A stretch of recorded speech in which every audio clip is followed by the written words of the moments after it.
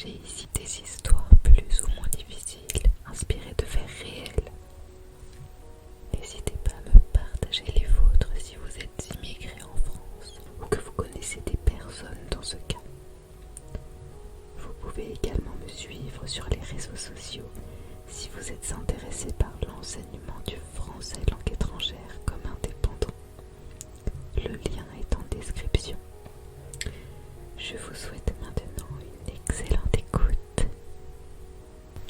Rêve en exil, l'histoire inspirante d'une adolescente fuyant l'injustice. Chapitre 1. L'appel de la liberté. Dans le petit village de Sarah, une atmosphère pesante régnait depuis plusieurs années. Le pays était secoué par des troubles politiques incessants, des manifestations et des tensions croissantes. La famille de Sarah, modeste et pacifique, avait été durement touchée par cette instabilité. Son père, Ahmed, un agriculteur honnête, avait vu ses terres confisquées arbitrairement par le régime en place.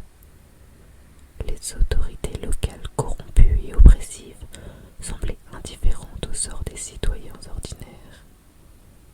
Sarah, âgée de 16 ans, observait silencieusement les changements drastiques qui s'opéraient autour d'elle. Autrefois, le village était un endroit où les gens se saluaient chaleureusement dans les rues, où les marchés étaient animés par des échanges amicaux. Maintenant, les sourires s'étaient effacés, remplacés par des regards inquiets et des chuchotements craintifs. Les enfants n'étaient plus autorisés à jouer librement dans les rues, et les adultes baisaient la tête en passant devant les soldats armés. La vie quotidienne était devenue une épreuve pour la famille de Sarah. Les pénuries alimentaires étaient devenues monnaie courante, les services de santé se dégradaient et l'accès à l'éducation devenait de plus en plus restreint. La petite lueur d'espoir qui persistait chez Sarah était nourrie par les récits d'autres villages évoquant une terre lointaine, la France, où la liberté et l'opportunité semblaient être à portée de main. Un soir, alors que la famille se rassemblait autour de la maigre table du dîner, Ahmed partagea ses inquiétudes.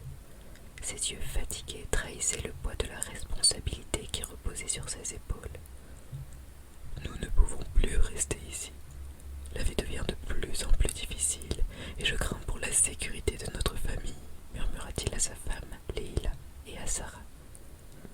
Sarah, écoutant avec attention, ressentit une détermination grandissante en elle.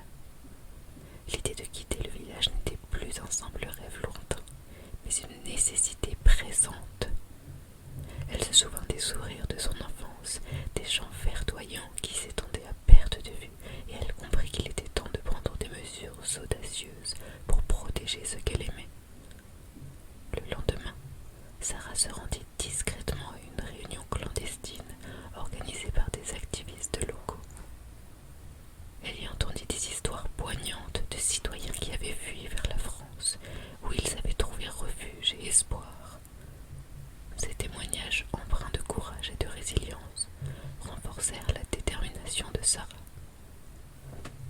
La nuit suivante, elle s'assit avec sa famille, un atlas sur les genoux, et leur parla de la France.